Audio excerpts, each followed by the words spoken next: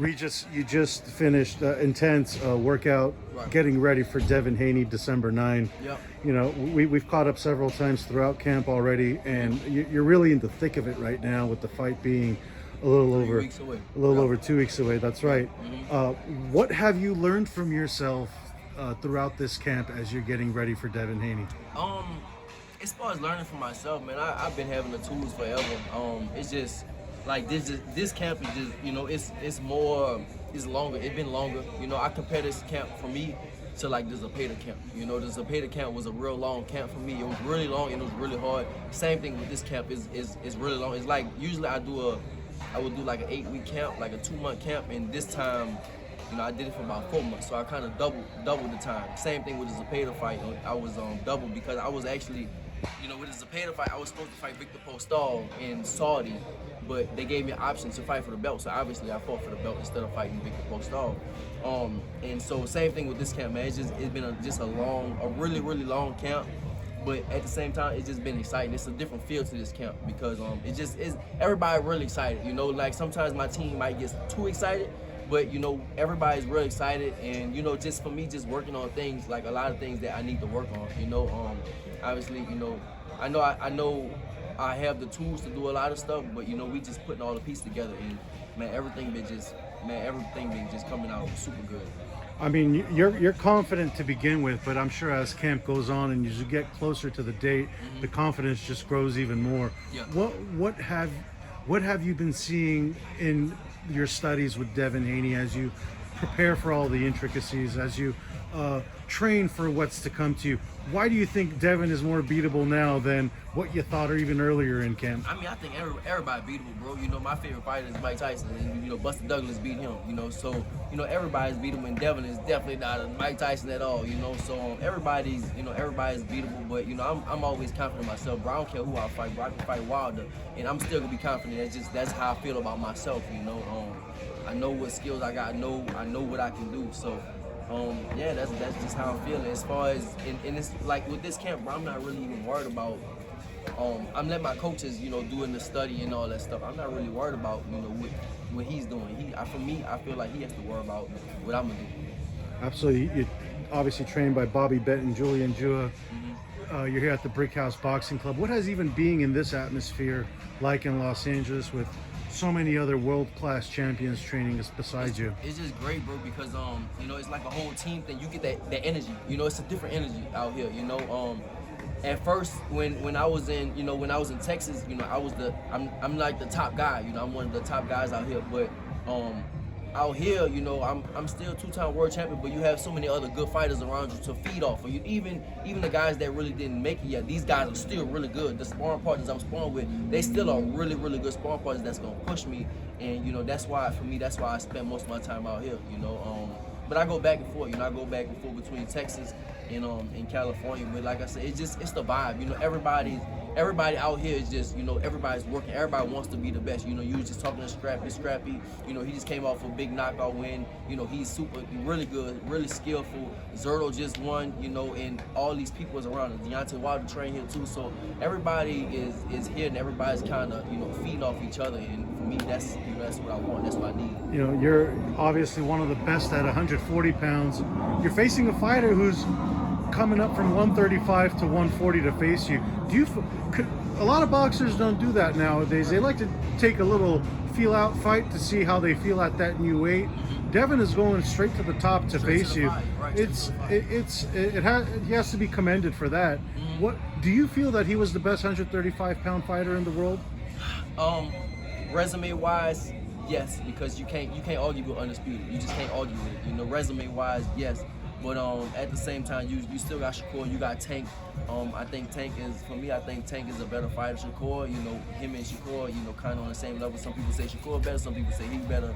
You know, I don't know, but at the same time, resume-wise, you just can't argue undisputed. He was undisputed. He still is whatever undisputed at 135, so he has all the belts. So, you know, it's until they fight, you will never know. But resume-wise, yes. We haven't found a person yet who's had a nice thing to say about Shakur's fight. What's your evaluation of his performance? Let me say something nice about it. Since they can't, I know Shakur, we cool and stuff like that. He had an off night. We have off nights. Everybody has off nights and stuff like that. Yeah, it was a shitty fight. I guess I can say something nice and mean at the same time. It was an off night for him. It was a bad night. It was a bad performance. It was boring. I was watching it. Commentary was very, very biased. I didn't like that. But at the same time, it was an off night. Everybody has them. The thing is with boxers, same thing. I had mine too. Before my last fight was a Gorilla, I was the best at one. Everybody said I'm the best at 140. I'm the most avoided fighter. This and that, this and that. Then I have a off night against a Gorilla, and that's all of a sudden, they washed up and they say all kinds of stuff like that. Like that's my identity. So you can't just because you have an off night, people can't think that's your identity. It's not your identity. You just have an off night. In every other sport, they have off nights. They can go prove it, a few nights later. With us, we have off night. We have to wait a few months and stuff like that to be able to prove it again. So, Shakur had an off night. I guarantee he'll come back better for sure. You've been honest with your assessment too, saying you've had an off night with Zerillo. Yeah. As the fight is going on, do you realize yourself that you're not fighting at the peak of your powers? Of course. It's just frustrating. But like I said, it was just a lot of things. Being in New Orleans, dealing with all the hometown stuff, I did some things before the fight that I wasn't supposed to do. I did that stuff. We're not gonna talk about that, but and then it was the last minute replacement. He came in 3 weeks. His game plan was just to run around. His coaches literally say that's what he was, just run around the ring so he can survive. And and then at the same time, you just in the ring, like man, this is a shitty night. It is. It's a shitty night. And just I was in a fog and just never woke up from it. That's all. So but I know when I'm in the ring, like damn, this not me.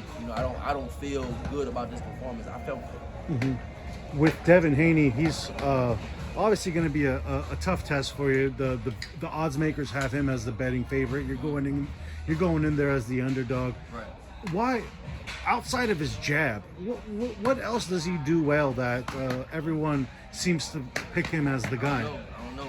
Like I said, I just think that's because of one performance. I really think that's it. If I would have knocked Zerillo out, if I didn't even, matter of fact, take Zerillo out, if I didn't even fight Zerillo and I fight Devin, I'm pretty sure I don't be the favorite. But like I said, bro, I don't care. I don't care about none of that stuff. None of that stuff don't matter to me, bro. Let them be the favorite. Let them be whatever. Bet y'all money, and we gonna take it. The 140-pound class, there's a lot of newcomers there. Teofimo got there earlier last year. Ryan is about to make a run at 140. It feels like the world's your oyster if you win this fight, and you really. When I win this fight. When you become the shot caller at that point, 2024, it could really be a big groundbreaking year for you, where you really make some generational wealth as well, too. In an ideal world, is Ryan Garcia next for you? I think so. The thing is, I think the WBC just announced, from what I heard, the WBC announced that the winner of me and Devin has to fight Sandor Martin. That's the mandatory. That was who I was supposed to fight anyway. I was supposed to fight Sandor Martin. They told me that was my mandatory, but they let it slide because of with Devin and stuff. They let it slide, brother. Thank you, bro. Good work. Yeah, they let it slide. They let it step aside because of the Devin fight. So. I would want that fight. Big fight. Ryan Garcia, a real big fight. But whatever WBC say, that's what we gotta do. Yeah, definitely. Sandor Martin is not going to be moving the needle quite like all the other top names in the division. Are you gonna make sure that these big time fights are going to be next for you with that win? That's what I want. Like I said, that's every interview I do. I say, bro, I want the big fights. That's it. I don't want nothing else. I don't want step up fights and tune up fights. I don't want none of that, bro. I just want big money, high profile fights, bro. I train, bro. Like I said, I train too hard to, fight lower. Not even saying lower competition, but just smaller names. I don't even want to do that. I'd rather go into the fight and fight the big names. Let's have you wear your analysis hat on right now. With Ryan Garcia, he's fighting Oscar Duarte. Do you feel like he's biting off more than he might want to chew? I don't know who Oscar Duarte is. I heard about he can punch and stuff like that, but honestly, I don't know who he is. I don't know. We'll see. When people have a loss like that, knockout loss, sometimes, their mind can get in the way. So we'll see what happens. We'll see what happens with him. I don't know how it's gonna play out. Yeah, Duarte, he's been 11 straight knockout wins ever since coming off his first loss from a split decision. So definitely someone to keep an eye on in the 140-pound division. If he beats Ryan, He'll be top shit. Yeah. If he beat Ryan, then he'll be one of the top people. Exactly. How about you? It sounded like you think Tank is the best 135-pounder. Was that correct? I don't know. I really can't tell. You know, the thing is, these guys have fought each other. You know, Tank is the biggest name. Devin had all the belts. Shakur looked like the most skillful. So at the same time, I literally don't know. You know, that's why it's so interesting. I don't know if you can still say Devin is at 35 because he's coming to fight me at 40. So. I don't know. I really can't tell. They have to fight each other, bro. We can look from the inside out, but at the same time, they have to fight each other. So it's those streets, you know. Like I said, Shakur, skill-wise, Shakur is really good. It's hard to hit him, and he plays the defensive thing. You know, Tank, biggest, one of the biggest names in the sport, knockout artist, and he has skill too. But Devin had all the belts, so I don't know, bro. I don't know. It felt like 2023 was a groundbreaking year to make the big-time fights fans desire. Right. And with Showtime's exodus, perhaps making these fights might even become a little easier now. Who knows? What is your message to the fighters in and around your division in order to get together and put egos aside and all this other stuff to make the fights happen, to make the legacy-defining fights happen? Yeah, I mean, that's what we got to do, bro. We have to. I think right now we are in the era of making the big fights. I think that's what we're doing. We're in the era of making doing those high-profile fights and stuff like that. So let's just do it. I think Oscar is that's what he really wants to do. He wants to make the fights, and I think right now, in boxing, you definitely have to marinate fights, but sometimes you over-marinate them and you spoil the shit. So, but I think right now we are in the era of the big fights, and I'm loving it. Me and Devin is a big fight, and Terrence Crawford and Errol Spence had a big fight. Ryan Garcia and Gervonta Davis had a big fight. Tyson Fury, Deontay Wilder had a big fight. So I think right now we need to continue that. We need to continue making these big fights, because at the same time, bro, people sick of seeing a fight where they just pick the round. They know who's gonna win already. They just pick it, all right. This dude will knock him out in this round. I think we sick of seeing that. Me, even as a fighter, I'm sick of seeing, all right, this is a mismatch. Especially when these fighters are already at the top. Now, when they coming up, you're supposed to do that. You're supposed to match them a certain way. But when they coming up, man, when they already done, start making the big fights. Absolutely, and I think there's a lot of big fights to be made. There's outside of the A-listers, there's also the kinds of fighters like Jose Ramirez, who you've beefed back and forth with throughout the last few years. Arnold Barboza. There's a lot of fighters out there that still could be really competitive fights for you. Make a nice chunk of change while you do it as well too. Going back to Haney though, you predicted knockout. I predict I'm gonna beat him. To knock out 12 rounds, whatever, bro. I just predict I'm gonna beat him, no matter what, bro. I just feel like I'm better all around. People can say what they want about his jab and this and that. I'm not convinced by that, bro. I think a lot of people get convinced by that. Boxing fans, boxing media, they get convinced by a lot of stuff. I'm not convinced by it. I'm just not. I'm not convinced by none of that shit he does. I just think I'm a better fighter all around. That's just it. Yeah, he's good. He's skillful. But he's never been there with somebody like me. And I know, Bill was saying, I never been there with somebody like him, bro. He tries to fight like everybody's fighting like that right now. Literally, everybody's fighting the same way right now. So I've been there with people like him already before, So I'm not convinced. Do you think it's gonna be you're gonna make this a rough and rugged affair, very scrappy, make him uncomfortable, take him out of his comfort zone in order to win this fight, in order to dictate the terms? I mean, maybe. But it depends on how the fight is playing out. If I don't know, bro. We'll see if I need to do that. Maybe I need to do that.